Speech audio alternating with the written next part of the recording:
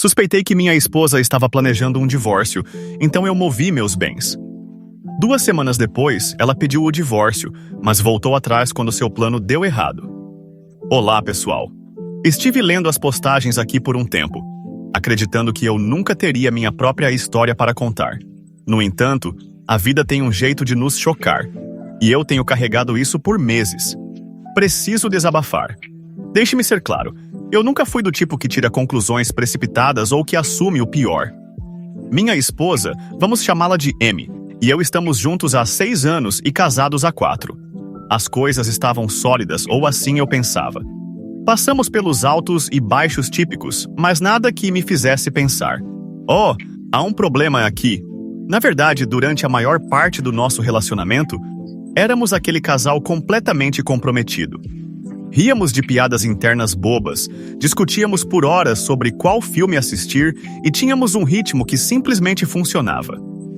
Ela organizava noites de encontros elaboradas, e eu a presenteava com seu take-out favorito após um longo dia. Parecia fácil, como se tivéssemos descoberto a coisa toda do amor. É por isso que o que aconteceu em seguida me atingiu como um caminhão: a mudança. Cerca de 6 meses atrás, as coisas começaram a mudar. No começo, eram detalhes menores, coisas que você provavelmente perderia se não estivesse prestando atenção. Ela começou a carregar o telefone para todos os lugares, mesmo quando ia apenas para a cozinha ou dobrar roupas. Antes disso, o telefone dela ficava horas na mesa de centro, e ela não se importava com quem o pegasse. Um dia eu fiz essa piada: o que você está organizando? Alguma rede secreta de espionagem agora? Ela riu e acrescentou: não, o trabalho tem me enviado muitos e-mails. Ok, tudo bem, mas, alguns dias depois, ela criou uma senha. Isso me pegou de surpresa, porque ela nunca tinha usado uma antes. Quando perguntei casualmente o porquê, ela respondeu algo vago sobre segurança e hackers. Eu não insisti, já que não queria parecer paranoico, mas simplesmente parecia estranho. E não parou por aí. Ela começou a fazer chamadas fora do cômodo, o que nunca tinha feito antes, e não era sutil. O telefone dela tocava e ela dizia: ah, deixe-me só atender rapidinho, antes de desaparecer no quarto ou na varanda. Se eu perguntava quem era, ela apenas dizia: só uma amiga do trabalho. Então, notei um novo hábito: manter o rosto virado para baixo na mesa. Eu não sabia que isso era um problema até estender a mão para lhe dar algo e ela apressadamente afastar o telefone. Foi um daqueles momentos de piscou, perdeu, mas ficou comigo. Distância crescente. No entanto, não era tudo sobre o telefone. Ela começou a parecer distante. Conversas que costumavam fluir facilmente agora pareciam difíceis. Se eu mencionava planos futuros como: onde devemos ir para o nosso aniversário? Ou: você acha que deveríamos começar a economizar para um carro novo? Ela apenas balançava a cabeça e dizia: veremos, antes de mudar de assunto. Tudo se juntou para mim numa quarta-feira aleatória. Ela me informou que ia se encontrar com uma amiga para um café depois do trabalho. Não soou estranho, ela faz isso ocasionalmente. Acontece que eu estava fazendo compras na mesma área, então pensei: por que não surpreendê-la? Será fofo? Quando cheguei, porém, ela não estava com a minha amiga. Ela estava parada do lado de fora do café, andando de um lado para o outro, com o telefone encostado no ouvido. Eu permaneci no meu carro porque o jeito que ela falava parecia sério. Eu não pretendia escutar, mas ouvi frases como: está quase pronto e começando do zero em breve. Meu estômago afundou. Eu não conseguia entender o que ela estava dizendo, mas não parecia um assunto de trabalho ou um conflito entre amigas. Parecia maior, como algo que ela havia planejado.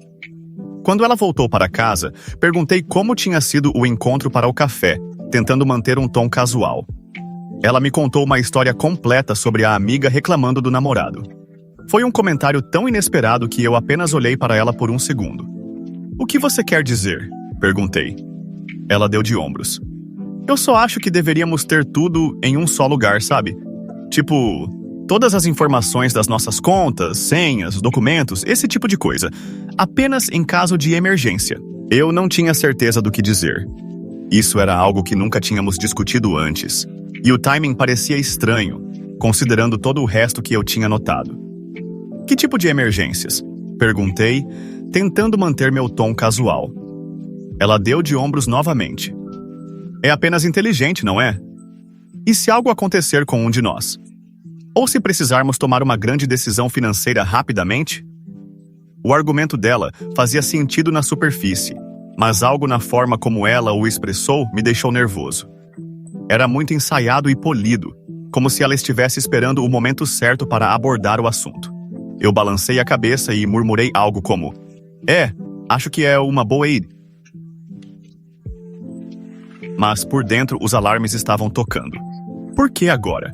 Por que estamos subitamente preocupados em organizar nossas finanças quando sempre as mantivemos separadas e soltas? Naquela noite, minha mente continuou revivendo as palavras dela, tentando descobrir o que significavam. Será que isso era apenas comportamento adulto típico e eu estava lendo demais? Mas então me lembrei das chamadas telefônicas, da conversa que ouvi no café e de como ela estava distante ultimamente. Tudo começou a se somar, e eu não gostei da imagem que estava pintando. Até então, eu não tinha feito nada a respeito. Alguns dias depois, ela mencionou isso novamente. Estávamos na cozinha, eu estava fazendo um sanduíche e ela estava olhando o telefone quando ela comentou: "Você pensou mais sobre organizar as coisas do banco?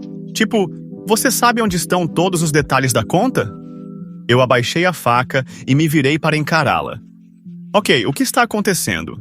Perguntei, tentando manter meu tom leve, mas firme. "Você tem falado muito sobre finanças ultimamente. Há algo que precisamos conversar?" Ela finalmente tirou os olhos do telefone, surpresa por eu ter pressionado. Não há nada de errado", ela respondeu apressadamente, me fazendo rir. "Eu só acho que é importante, é só isso. Sabe, para emergências." "Emergências como o quê?" Ela deu de ombros, sua expressão ilegível. "Eu não sei, apenas coisas da vida. Não é grande coisa, eu prometo. Eu só acho que é algo que deveríamos resolver." A resposta dela parecia ambígua, muito vaga. Eu balancei a cabeça e deixei pra lá, mas o jeito que ela evitou dar uma resposta direta me deixou ainda mais desconfiado. Não parecia mais uma sugestão casual. Parecia que ela estava escondendo algo, mas eu não tinha ideia do que era. Então, no dia seguinte, enquanto ela estava no trabalho, decidi investigar nossas finanças. Abri nossa conta conjunta online e descobri algo inesperado. No último mês, algumas pequenas movimentações haviam ocorrido. Nada grande, mas pequenas quantias que não pareciam ter um propósito claro. Elas não estavam designadas para contas, compras de supermercado ou algo semelhante. Eu não queria tirar conclusões precipitadas, mas parecia que ela estava retirando dinheiro da conta por algum motivo que eu não conseguia descobrir.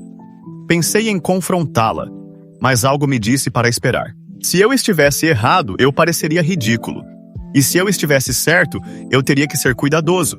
Isso estava me consumindo, então entrei em contato com alguém em quem confiava. Um velho amigo da faculdade que também é advogado. Eu lhe contei o que havia descoberto, tentando não soar como um teórico da conspiração. "Olha", ele comentou depois que eu expliquei tudo, "não estou dizendo que algo definitivamente está acontecendo, mas você não é louco por querer estar pronto.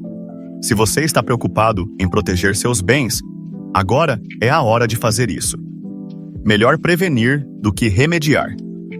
Ele me explicou o que eu poderia fazer. Procedimentos simples para garantir que minhas finanças estivessem protegidas caso algo acontecesse. Eu admito que tomar uma atitude tão drástica parecia fora do comum. Parecia que eu estava me preparando para algo terrível, mesmo sem saber o que estava errado. Mas quanto mais eu pensava nisso, mais fazia sentido. Se ela estava realmente tramando algo e eu estava começando a suspeitar que sim, eu precisava me defender. Não foi uma decisão fácil de tomar. No entanto, não se tratava apenas de dinheiro ou bens, era sobre a vida que havíamos criado juntos. Fiquei revivendo imagens em minha cabeça. Nosso dia de casamento, as conversas noturnas sobre nossos sonhos e as piadinhas estranhas que compartilhávamos. Como chegamos aqui? Era a isso que nosso casamento havia se resumido? A perspectiva de tomar essas medidas parecia ceder à derrota, como se eu estivesse abandonando oficialmente a confiança que compartilhávamos antes. Naquela noite, enquanto ela estava fora, sentei-me à minha mesa e peguei meu laptop. Minha mão tremia enquanto eu abria o computador e comecei a navegar por tudo: contas bancárias, contas de investimento e a escritura da propriedade. Cada papel que eu estudava parecia uma traição, mas uma voz persistente na minha cabeça me lembrava que se tratava de sobrevivência, não de sabotagem. Eu não pretendia machucá-la. Eu não conseguia afastar a ideia de que, se eu não agisse agora, me arrependeria depois. Eu compilei uma lista de tudo o que eu poderia transferir e como fazê-lo sem levantar suspeitas. Enquanto digitava, senti um peso esmagador se instalar em meu peito. Eu havia confiado totalmente nela por anos, e agora aqui estava eu, jogando na defesa contra a pessoa que pensei que sempre estaria ao meu lado. Então, liguei para minha mãe e expliquei por que precisava da ajuda dela, mas sem entrar em detalhes. Preciso que você guarde algumas coisas para mim por um tempo. Não é nada ruim, apenas algo que preciso fazer para me proteger, por precaução. Ela ficou em silêncio por um minuto, provavelmente tentando entender o que eu não estava dizendo. Você está bem? A voz dela estava cheia de ansiedade. Sim, eu menti. É apenas uma precaução. Nada para se preocupar. Ela não me pressionou, mas eu pude ouvir a pausa na voz dela quando ela respondeu. Claro, querido, o que você precisar. Desliguei o telefone com uma estranha mistura de alívio e vergonha. Eu detestava envolvê-la nessa confusão, mas saber que ela estava comigo proporcionou alguma estabilidade em um ambiente caótico. Quando M chegou em casa, eu já havia iniciado o processo. Movi a maioria dos meus bens, nosso dinheiro, investimentos e até a casa, para o nome da minha mãe. Mantive o suficiente em nossa conta conjunta para manter as aparências, mas o resto estava bloqueado. Ela não notou nada. Ela entrou, beijou minha bochecha e perguntou se eu queria assistir a um filme. Eu parecia bem, mas por dentro eu estava um caos. Parte de mim se sentia péssima, como se eu tivesse traído a confiança dela. Mas outra parte de mim se sentia aliviada, como se eu estivesse finalmente recuperando o controle de uma situação que havia saído do meu controle. Nos 3 dias seguintes, tentei manter uma rotina normal. Eu não queria que ela soubesse que algo havia mudado. Ela parecia satisfeita, até mesmo estranhamente alegre às vezes. No entanto, em vez de me acalmar, isso aumentou minha suspeita. Se ela estava tramando algo, ela estava fazendo um excelente trabalho em escondê-lo. O que se destacou, no entanto, foi que ela nunca mais mencionou as finanças. Nem mesmo depois que eu a questionei da última vez. Era como se o assunto tivesse evaporado da memória dela. A princípio, acreditei que eu tinha exagerado e que ela tinha descartado o assunto por não ser relevante. Mas quanto mais eu pensava nisso, mais percebia que ela estava evitando, quase como se tivesse medo de tocar no assunto novamente depois que eu a pressionei. Notei ela me encarando algumas vezes, como se estivesse avaliando meu humor, ou contemplando se deveria dizer algo. Toda vez que eu percebia, ela rapidamente voltava sua atenção para o que estivesse fazendo. O telefone, a TV, um livro. Era sutil, mas estava presente. Parecia que ela estava esperando que eu tocasse no assunto, como se não quisesse forçar a barra novamente. O silêncio só me deixou mais ansioso. Não era do feitio dela abandonar algo que considerava essencial, e o jeito que ela evitava isso, de repente, parecia deliberado. Se ela estava testando as águas, não estava prosseguindo. Se ela estava esperando por algo, eu não daria o sinal verde. Qualquer que fosse o próximo passo dela, eu sabia que tinha que estar um passo à frente. Algo estava por vir, mas eu não sabia quando ou como. Tudo o que eu podia fazer era me preparar. Naquela noite, eu me certifiquei de que estava tudo sólido. Revisei a papelada novamente, verificando 2 vezes todos os aspectos das transferências de bens para minha mãe.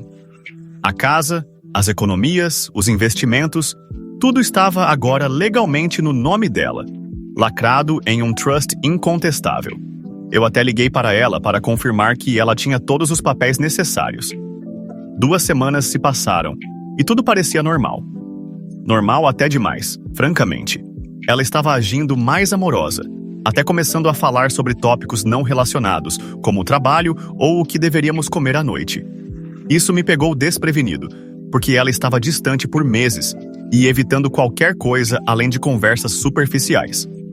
Parte de mim começou a questionar se eu havia exagerado o tempo todo. Talvez a conduta estranha fosse apenas estresse ou algo que eu não entendia. Mas então, em uma sexta-feira à noite aleatória, ela me sentou no sofá, desligou a televisão e disse: "Precisamos conversar. Precisamos." Meu estômago afundou rapidamente. Eu sabia o que ela ia dizer antes mesmo que dissesse. "Eu acho que a gente devia se divorciar", ela respondeu, a voz tão calma que parecia ensaiada. Não era furiosa ou emocional. Era simplesmente fria, como se ela tivesse me dito que o leite havia acabado. Eu a encarei, sem saber como reagir. Enquanto ela explicava o argumento, ela mencionou precisar de espaço, querer se descobrir e sentir que havia perdido a identidade no casamento. Frases padrão de rompimento que não explicavam realmente nada. Mas então ela disse algo que tocou em um tom diferente. "Sabe, eu fiz muitos sacrifícios por você ao longo dos anos, e não acho que você realmente os aprecie. Eu mereço mais." Essa última parte me atingiu. Não era apenas que ela queria sair, era que ela enquadrou a situação como se eu lhe devesse algo, que a culpa era toda minha e que ela estava simplesmente reivindicando o que era dela por direito.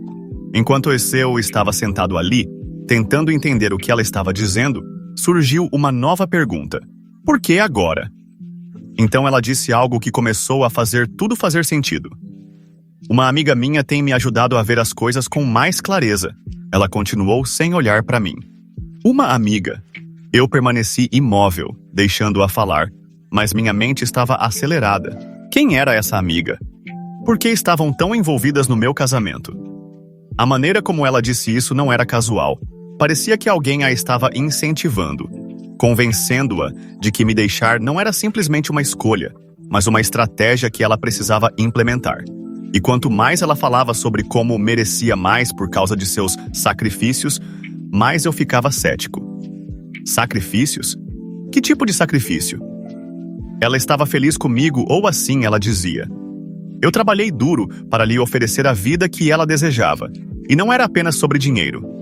Quando ela pediu para se mudar para mais perto do trabalho dela, eu concordei, mesmo que isso significasse um trajeto mais longo para mim. Quando ela quis ir para aquele retiro de yoga caro no ano passado, eu me certifiquei de que orçamos para isso, inclusive abrindo mão de férias que eu estava ansioso para ter para que ela pudesse ir. Eu a apoiei quando ela mudou de carreira 2 vezes, dizendo a ela que estava tudo bem assumir o risco porque eu queria que ela fosse feliz. Eu acreditava que ser um marido decente significava colocá-la em primeiro lugar sempre que possível. E não era como se eu fosse um parceiro distante e sem resposta. Eu estava presente. Eu me lembrava de aniversários e de coisas aleatórias que ela havia mencionado amar. Quando ela mencionou se sentir presa na rotina, eu sugeri noites de encontros. Eu a ouvia reclamar sobre seu trabalho, amigos e família. Eu nem sempre acertava, mas eu tentava. É por isso que o "eu mereço mais" dela doeu tanto que eu nem considerei. Não era sobre qualquer coisa que eu fizesse ou deixasse de fazer. Ela estava chateada porque algo havia mudado nela. Talvez fosse o conhecido que continuava aparecendo ou algo assim, mas a senhora sentada à minha frente não era a mulher com quem me casei. E eu não ia deixá-la reescrever a história do nosso casamento para se encaixar na nova narrativa dela. Eu não a pressionei neste momento.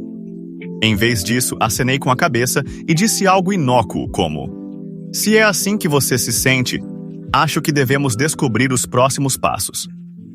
Ela pareceu surpresa por eu não estar discutindo ou implorando para que ela ficasse, mas eu não me importei. Minha atenção já havia mudado. Eu precisava saber quem ou o que estava causando sua repentina mudança planejada de conduta. Ela não simplesmente acordou um dia e decidiu que queria sair. Isso era algo maior, e eu não ia deixar que isso me surpreendesse mais do que já me surpreendeu. Depois desse bate-papo, ela entrou em seu próprio apartamento, e eu recebi os papéis do divórcio na segunda-feira.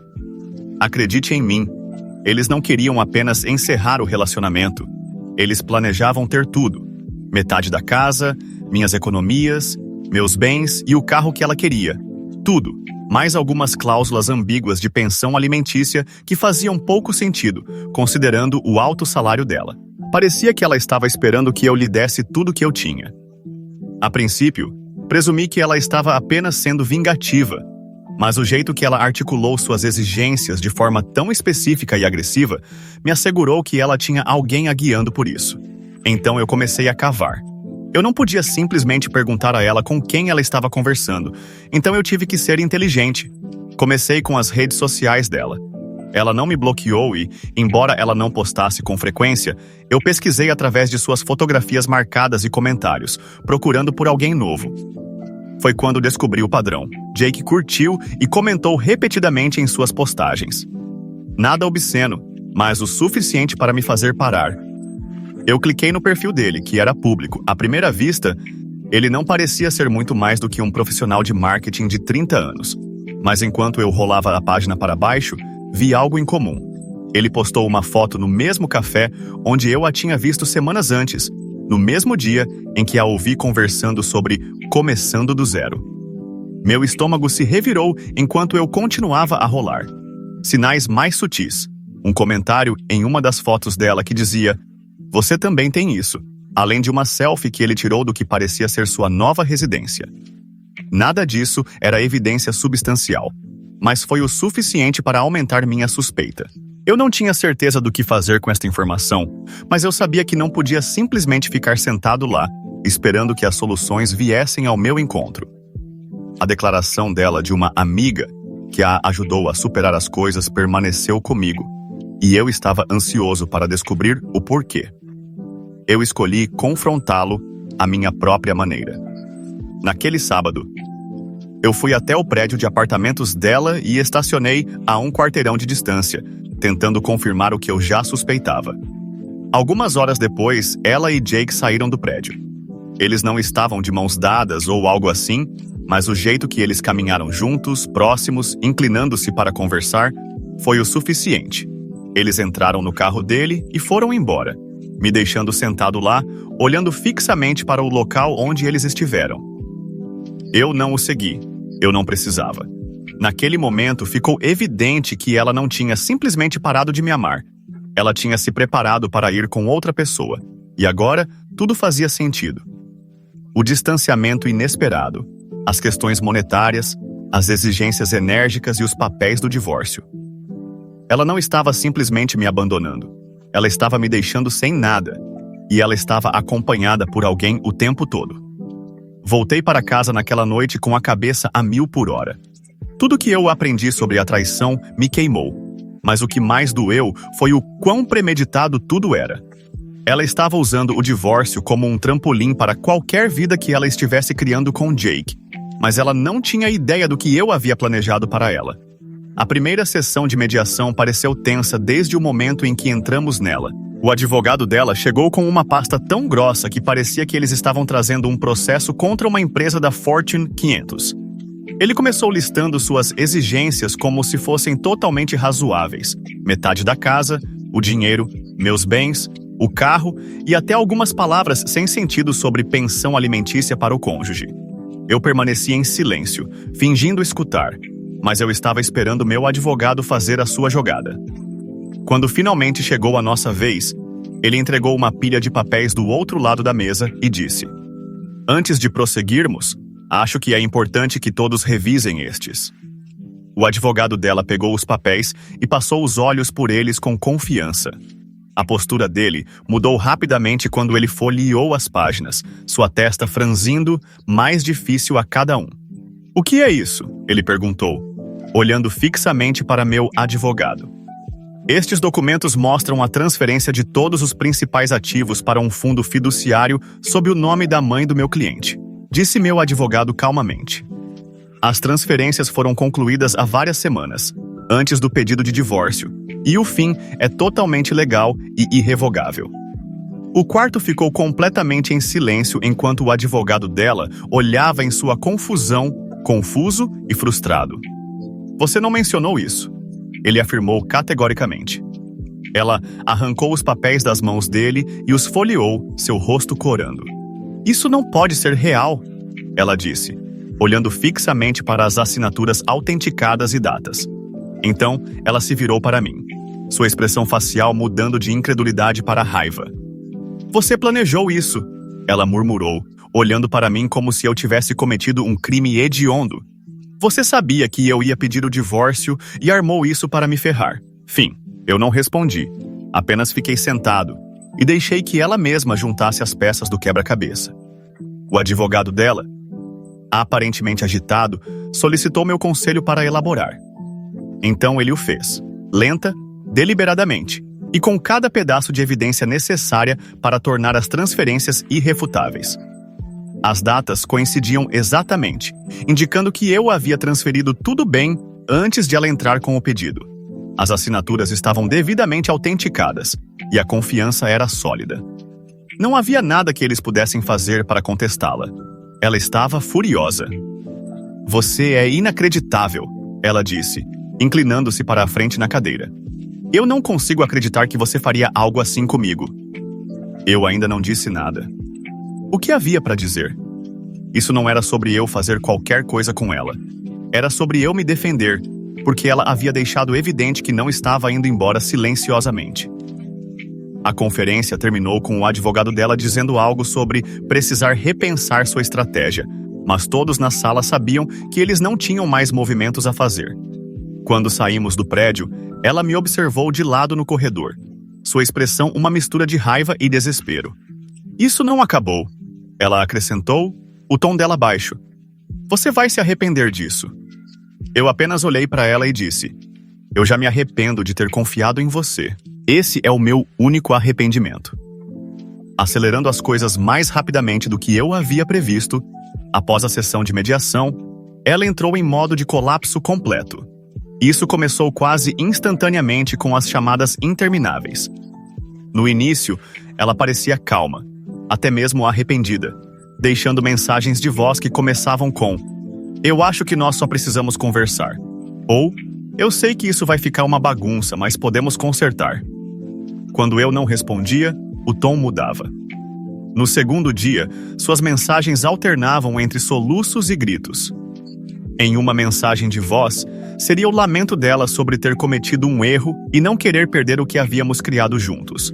Em seguida, ela lançaria uma fúria, acusando-me de ser mesquinho e cruel, culpando-me por tudo que estava errado na vida dela. Ignorei tudo. Meu advogado me disse para não interagir, e sinceramente eu não queria. Eu havia terminado de jogar os jogos dela, mas ela não parou.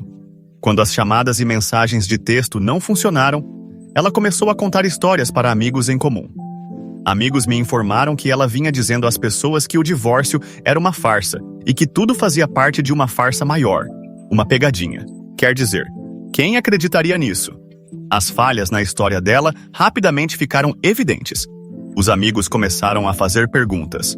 Se era uma pegadinha, por que você apresentou documentos legais formais? Por que contratar um advogado e ser tão específica nas exigências, se não fosse sério? Quando outros não aceitaram imediatamente a justificativa da farsa, ela a reformulou. Ela disse que não era uma piada, mas sim um teste da força do nosso relacionamento. Ela começou a se apresentar como a vítima, alegando que minha reação havia sido dolorosa e traidora, que eu tinha ido longe demais e quebrado a confiança do nosso casamento. No início, alguns indivíduos pareciam acreditar nas histórias dela. Eu recebia e-mails estranhos ou comentários de conhecidos como "Uau, eu não percebi que as coisas estavam tão difíceis para você." Até o irmão dela me atacou dizendo "Você deveria ter resolvido isso conversando, em vez de ser tão drástico quanto foi." Foi irritante, mas eu sabia que a verdade viria à tona. E veio, devido a um amigo. Vamos chamá-lo de Matt. Matt e eu não éramos particularmente próximos, mas sempre fomos bons uns com os outros. Algumas semanas após a mediação, ele me enviou uma mensagem inesperadamente, afirmando que tinha algo que eu precisava ver. Quando nos encontramos, ele pegou o telefone e me mostrou uma série de mensagens de texto entre ela e Jake. Eu fiquei confuso a princípio. Como você conseguiu isso? Perguntei, examinando as mensagens. Matt revelou que ele e Jake compartilhavam um amigo em comum que havia ouvido suas conversas. Aparentemente, esse conhecido ficou preocupado com o jeito que as coisas estavam indo, especialmente quando Jake começou a se gabar de como ele estava ajudando-a a garantir seu futuro. Não demorou muito para que esse amigo descobrisse o que proteger seu futuro realmente significava: tentar me sangrar. O amigo capturou capturas de tela das mensagens e as enviou para Matt, acreditando que ele tinha um relacionamento melhor comigo e poderia me avisar que esse cara estava jogando dos dois lados. Matt respondeu balançando a cabeça. Ele estava incentivando ela a tirar tudo de você, enquanto a fazia acreditar que ele estaria lá por ela depois. Matt me deu o texto e disse: "Achei que você deveria saber. Você não merece isso, cara." As mensagens eram terríveis. Ela não estava apenas conversando com Jake sobre o divórcio. Ela estava planejando ativamente seus próximos passos com ele, e ele a estava guiando através deles. Uma mensagem que ela deixou foi: "Uma vez que o acerto de contas estiver concluído, teremos tudo de que precisamos, e ele concorda com os termos." Jake respondeu: "Não recue. Faça-o se sentir culpado, se precisar. Ele te deve. Começaremos do zero assim que você receber o dinheiro." Fiquei sentado, olhando fixamente para o telefone de Matt e tentando entender o que eu estava lendo. Não era um mal-entendido ou uma resposta emocional a um casamento fracassado. Isso foi uma manipulação fria e deliberada. Eu agradeci ao Matt e ele foi embora. Mas meus pensamentos estavam a mil. Tudo fazia sentido agora. O abrupto isolamento dela, a fixação com nossas finanças e suas duras exigências ao longo do divórcio, era tudo parte de um plano que ela vinha desenvolvendo com Jake nos bastidores. O texto logo circulou entre nossos amigos em comum. Matt os compartilhou com alguns amigos e eles rapidamente o espalharam. A história dela repentinamente deixou de ser crível. Pessoas que haviam sido anteriormente indiferentes ou até mesmo solidárias a ela começaram a se distanciar. A mudança foi quase imediata. Pessoas que já a haviam defendido ou permanecido neutras de repente, a reconheceram por quem ela realmente era. Até mesmo suas aliadas mais próximas começaram a se afastar. Na época em que o divórcio foi finalizado, ela tinha apenas seus pertences pessoais. O advogado dela arquivou silenciosamente a queixa dela depois de reconhecer que não havia base legal para se apoiar em todos aqueles pedidos ousados. A tentativa desmoronou sob o peso dos documentos que eu havia produzido, e a confiança que eu tinha estabelecido com minha mãe era inquebrável. Jake pareceu desaparecer assim que as coisas começaram a desmoronar. Eu não me surpreenderia se ele a usasse tanto quanto ela fez comigo. Pelo que pude perceber, ele vinha alimentando as fantasias dela de independência e um novo começo. Mas no momento em que ficou evidente que ela não estava indo embora com qualquer coisa, ele havia ido embora. Sem Jake em seu canto, a confiança despencou. As ligações e mensagens de texto continuaram, mas tornaram-se cada vez mais desesperadas. Ela não estava me acusando, ela implorava: "Podemos apenas conversar? Por favor, farei qualquer coisa para resolver isso." Uma mensagem de voz expressou uma opinião diferente. "Você não precisa me perdoar, mas não podemos resolver isso logo e seguir em frente? Eu desisto de tudo se você apenas falar comigo." Eu não consegui responder. Era tarde demais para reverter o dano causado. Até mesmo a família dela começou a se afastar. O irmão dela entrou em contato comigo certa vez, pedindo desculpas por algumas das coisas que ele havia dito antes, quando ele acreditou na versão dela da história. "Eu não sabia o que ela estava fazendo com você", ele disse. "Sinto muito por ter acreditado na palavra dela." Quanto a mim, recebi a casa, minhas economias e algo que eu não tinha experimentado por um longo tempo: paz de espírito. Minha mãe, como sempre, foi meu porto seguro. Ela chegou com baldes de tinta e uma lista de sugestões para me ajudar a recuperar a área como minha. Agora, a vida parece que é minha novamente, sem mais dúvidas em pequenas interações, não mais me sentindo traído, apenas paz. Ela é um capítulo do meu histórico que não leio mais, e o resto da história depende inteiramente de mim escrever. Obrigado. Obrigado por assistir. Se você ainda não se inscreveu, por favor, inscreva-se e clique no sino de notificações para ficar atualizado com mais casos chocantes da vida real e histórias acontecendo ao seu redor.